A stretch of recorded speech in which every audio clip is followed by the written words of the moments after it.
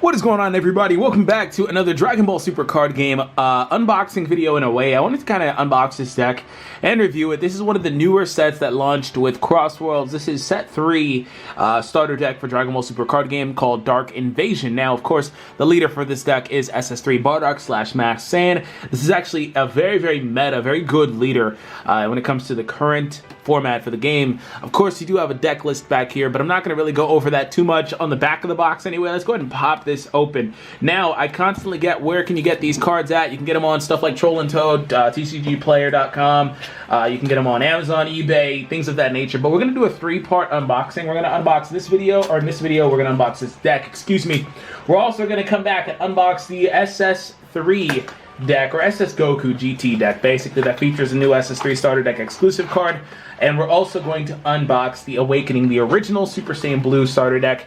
And if you guys are not familiar with what those are, here they go, right here, bam! So, the SS Goku one, I want to say SS3 so bad. This one launched with the Bardock. Also, this one is not really as easy to find anymore.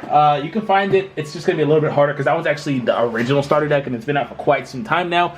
So, per normal starter decks, we do have the instructions, and we also have the mat for the gameplay.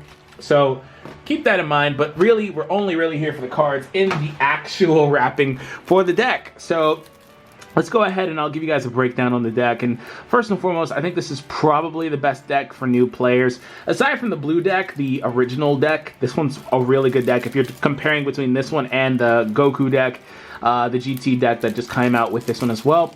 Let's go ahead and pop these out. Finally, it took a little bit of time. Gonna get rid of this plastic, forgive me. All right, so let's go ahead and talk about it. Okay, so I went ahead and popped this deck open, and I wanted to kind of show you guys how this deck would function. I'm not going to go over the exact card list, individually, but I wanted to show you guys how this would function. So here we have Masked SAIYAN. Masked SAIYAN is the leader. Masked SAIYAN as the leader card. Of course, whenever you get low enough on life and you get to 4, you can draw 2 cards and flip Awaken and draw, or excuse me, and get him as the SS3 Bardock instead. And then, of course, you get to draw a card whenever he attacks. They keep the same natural effect. Otherwise, the effect for this card is whenever you go ahead and during your turn, basically, you can go ahead and mill 3 cards from the top of your deck.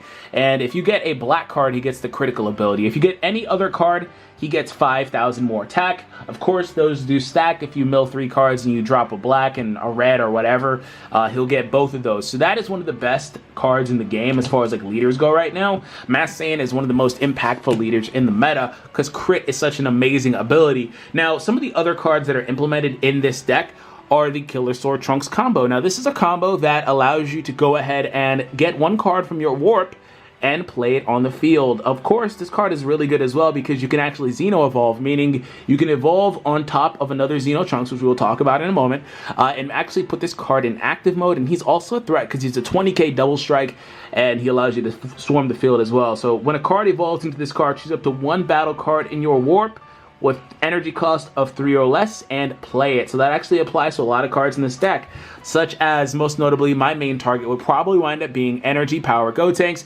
This card I'll talk about in just a moment though. So whenever you get the chance to play this Trunks, you're going to be able to swarm the field, you're going to get a 20k double strike unit, and you're going to be able to play him in active mode, meaning you could have evolved him on top of another Trunks that already got the chance to attack earlier in the turn. The deck comes with 2 of them. He's actually starter deck exclusive as well. Now, the only targets in this deck in particular are the Quick Blade Trunks right here.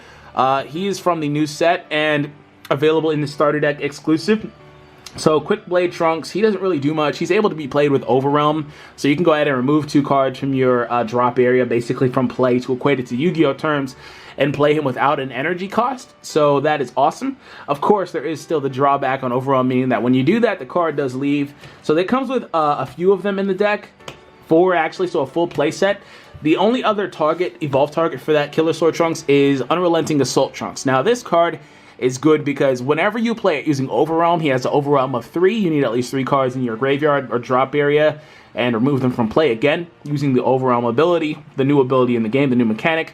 Whenever you do that, naturally the cards that you play using that ability get removed from the game at the end of the turn, basically. But this guy goes back to your hand, so it comes with 2 of them. But I like that card a lot. I don't really like the Quick Blade Trunks too much because he's not really useful in a lot of different scenarios. The best target, though, aside from Unrelenting Assault Trunks for the Killer Sword Trunks' combo, would be the Xeno Trunks, so the Time Patrol Trunks. He's actually really, really good.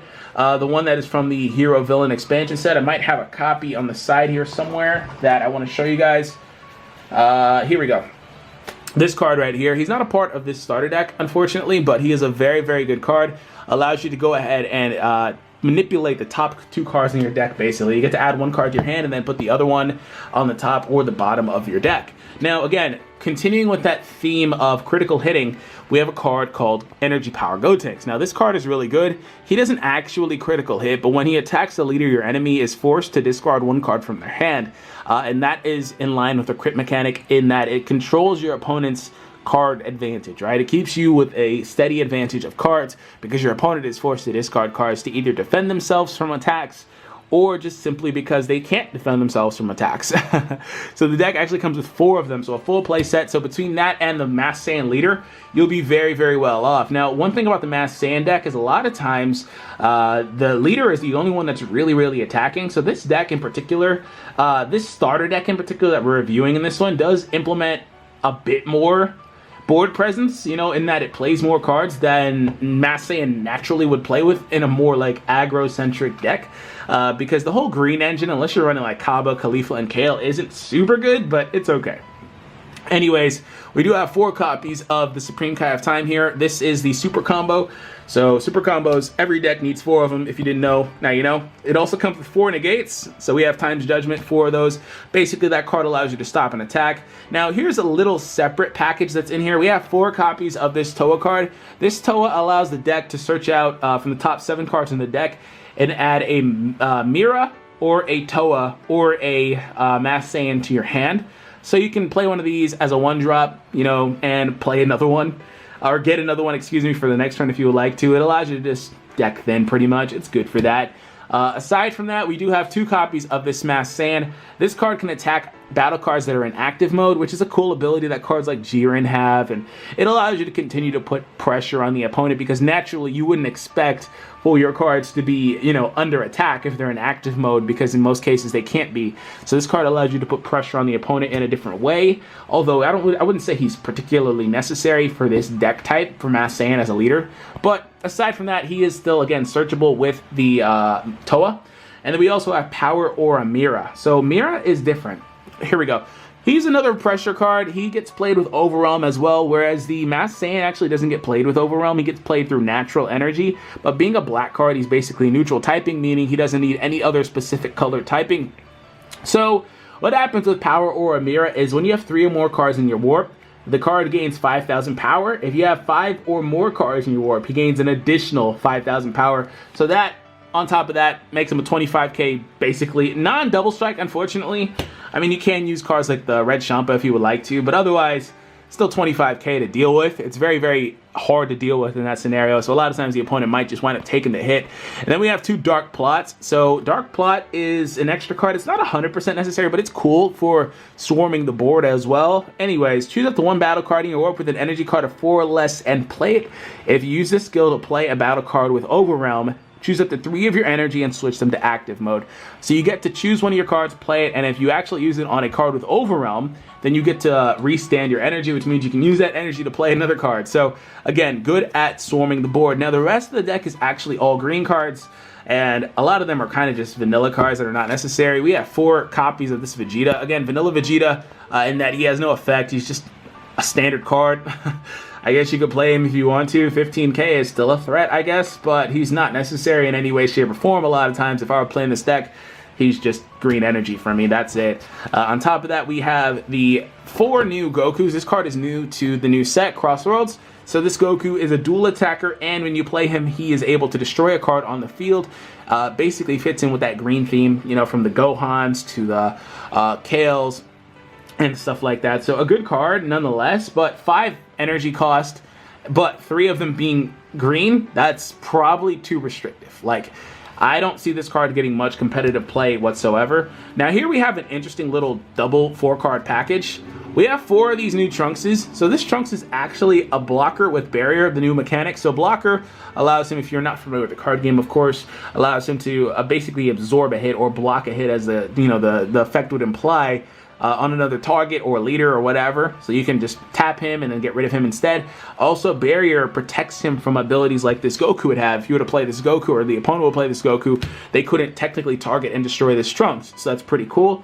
Also, he has an evolve on top of the next card that we're going to see. A very cheap evolve. I would say 3 energy isn't too bad, as opposed to the natural 4 that you would need to play him.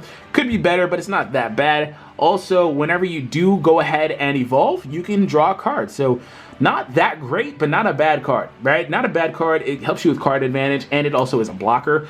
In a deck like this, though, with Masked Saiyan, it's not 100% necessary, but that card in tandem with this Trunks right here is not too bad. This card is actually one of the better cards in the deck because it does a few things. Oh, sorry about that. My camera went ahead and was like, yo, I'm busy, I'm too full. Anyways, this Trunks. So this Trunks is really good because he's able to be used to search the top 2 cards in your deck for a Saiyan character. And if you haven't seen, most of the deck is Saiyan at this point, aside from the Supreme Kai of Times and the Mira and Toa. Pretty much everything else is Saiyan. You can go ahead and get a Saiyan character, add it to your hand, and then the other card gets put into the graveyard. Now, adding the card into the graveyard, I'm saying graveyard in Yu-Gi-Oh terms for the people that want to learn the game, but anyways, drop area. Adding the card to the drop area is really good because of the fact that that can be used as fuel for one of the cards that need to be played with Overwhelm, such as this Trunks. So again, very, very good engine for the deck in that Trunks. And he's also a 1-drop card. I mean, you can play him on turn 1 if you have 1 green energy. Now, the final couple of cards in the deck, we have this 2-drop Bundle of Curiosity Goku. This card, you play him, he lets you draw a card. You know, it is a 1-for-1. It is what it is. Again, very, very good card for deck thinning. Very cheap card to play as well. And then the last card in the deck is the Gohan. The Gohan is not necessary. He's a blocker. You already have the Trunks as a blocker as well. But this guy, another blocker. And at the very least, some of these cards I would say that, you know, you wouldn't use too much. They still have a 5k boost or a 10k boost, but 5k boosts are very good for endgame swarming. You know, it's like, okay, well, this is the final attack. Are you going to block this? No? Okay, well, let's combo and see who has more combos. So, through and through, I would say these cards aren't necessary. The Goku's cool for the card advantage. The Trunks Evolve Chain is cool as well, although you don't really need this bigger Trunks. You can just use this one and drop the other one. The Gokus are okay. The Vegetas are vanilla. You don't really need the Vegetas too much right here. The super combos you do need. And Dark Plot, it's a little too cute for my liking. I don't really like Power Aura Mirror either. I don't really like this card. And if you're not running those, you don't run the Toas either in the back end. Aside from that, the Negates are okay. I don't know if you need 4 of them, but the Negates are okay. The Gotenks is a cool card as well to have. And the Trunks package up here, you would definitely want to hold on to for Masked Saiyan. So we basically cut the fat of the deck that much because the rest of the cards are just simply not necessary. But overall, with the way the deck is currently constructed, if you wanted to take this deck straight out of the box, I would say this deck is pretty good. But again, you just saw how quickly I went ahead and cut the fat. These decks are loaded. I did that so I could show you guys that these decks are loaded with a lot of cards that aren't really meta relevant and cards that you wouldn't really particularly need to play in this format of the game currently. So all in all, a good deck to pick up. I think this one might be better than the other ones just because Masked Saiyan in and of himself is such an incredible leader. So he's able to do a lot of things for you. And Masked Saiyan, you know, he's actually the leader I mainly run for the most part in my own original deck that I built. So anyways, hope you all enjoyed this. Subscribe if you're new. Any feedback, let me know in the comments. This was my first time doing something like this, and I would love to improve it for you guys. All in all, stay tuned for the other deck buildings, or deck unboxings, excuse me, for the other 2 sets. I'm pretty sure the other 2 will probably be better now that I've got the nerves out of the way for this, and I'm going to record them right now too. So anyways, I hope you all enjoyed this. Take it easy, guys, and peace out.